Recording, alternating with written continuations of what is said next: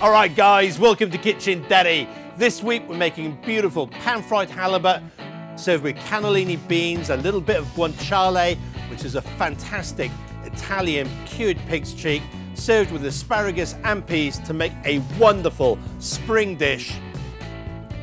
Now, this dish sounds really complicated, and it isn't. And in fact, I'm going to show you how to make little bits of it in advance, so then you can just cook your fish, reheat the other things whilst they're resting, and plate up to give somebody special a really, really awesome dish. So come on, guys, let's get into it. Right, to kick things off, we're going to make the beans. Now, I've got some guanciale here, guys, and that is cured pig's cheek or pig's jowl. Now, if you remember the carbonara video, up there you go, it's up there. I said to you, this is what people use for traditional, authentic carbonara. Really great piece of meat, cured, lots of fat, lots of flavour.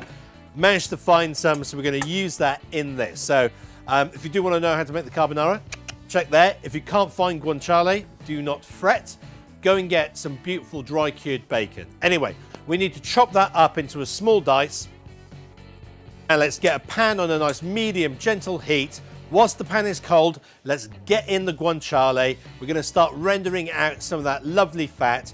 I will actually give it just a little splash of olive oil just to help that along. And we're going to cook that for probably about 5 minutes until all that fat is rendered out or turned translucent. And then you've got some lovely crispy meat in there as well. Okay, that's looking fantastic. So let's add in a few sprigs of rosemary and 2 cloves of garlic.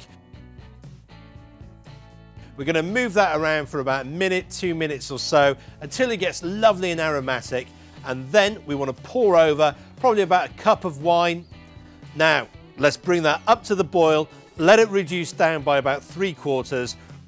Once it gets to that level, we want to add in 1 tin of cannellini beans, including the liquid, which of course you all know is aquafaba, which is great for thickening up sauces and just giving this a really almost velvety, creamy taste. So let's bring that back up to the boil. We're going to cook that out until it kind of reduces down, thickens up. And now we can just take that off the heat. If you want to make that the day before, brilliant. You make it the day before, stick it in a container in the fridge, and then when we're ready to serve, all you've got to do is reheat that. Now, the only other thing we're going to make in advance is our peas and asparagus. So we're just going to blanch them off. And guys, I'm pretty sure most of you know how to blanch off vegetables. So anyway, in here, I've got some peas. They've been cooking for about 2 or 3 minutes. Big, lovely rolling boil. Now let's get the asparagus in. And what we're looking to do, guys, is just bring that back up to the boil. Now, unfortunately, with these gas cookers here, that ain't going to happen. That's going to take about 3 or 4 minutes to come back up to a boil, which is going to be too long to blanch the asparagus. So we're just going to leave that in there for, you know, kind of like 30 seconds or so. Let's strain that off into a sieve. Now let's get that into some ice water.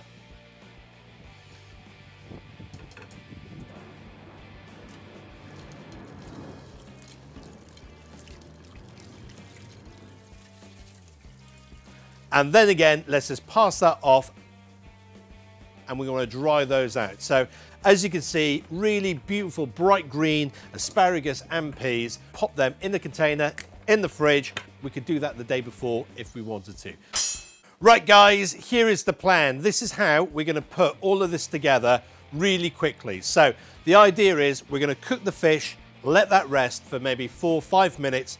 Whilst that's resting, we're going to reheat everything else, plate it all up, plop the fish on top, boom, away we go. That's how we want to do it. So in order for that to happen, we've got to have our act together here. So the first thing I'm going to do is show you how to make a little restaurant trick, bit of inside baseball, on something called emulsion, which is how they reheat their vegetables in the restaurant. So in the saucepan, boiling water, let's add in some butter, a really good pinch of salt.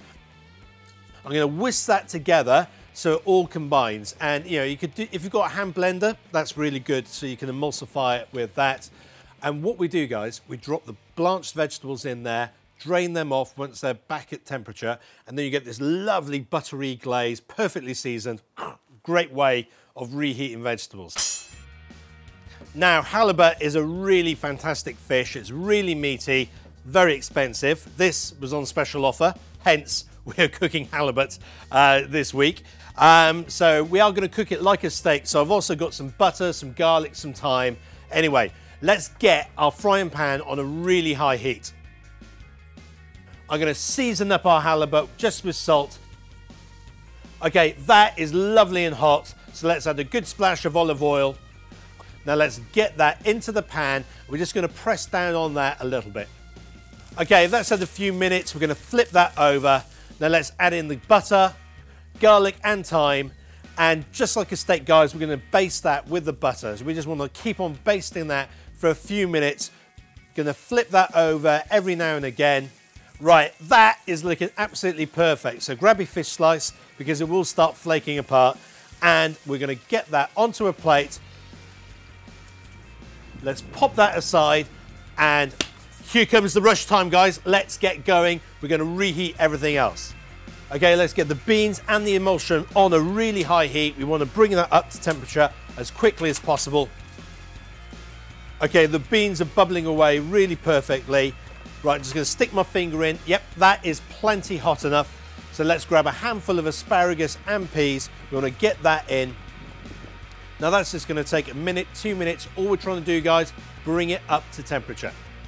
The asparagus and peas are done, so we're just going to drain them off. Let's pop everything to the side and let's plate up.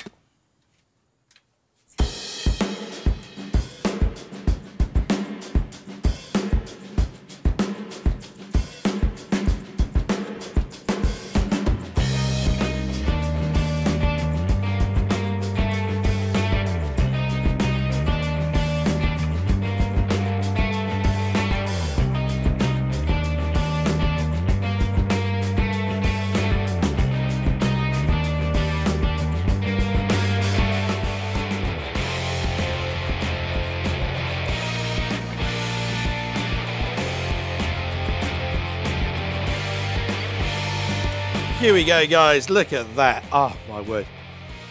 It smells so good. So good. Let's get a piece of this fish. And I want to try it with the beans and the bacon. Oh, my word.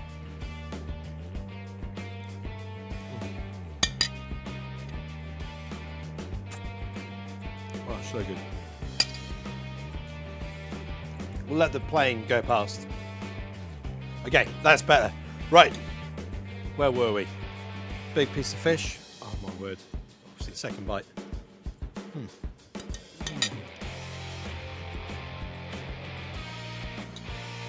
So good. So simple. This is really, really, really. Oh. Hands up if you knew what I forgot. Lemon. Just a little bit of lemon. I can't believe I forgot it. But hey guys, you know what?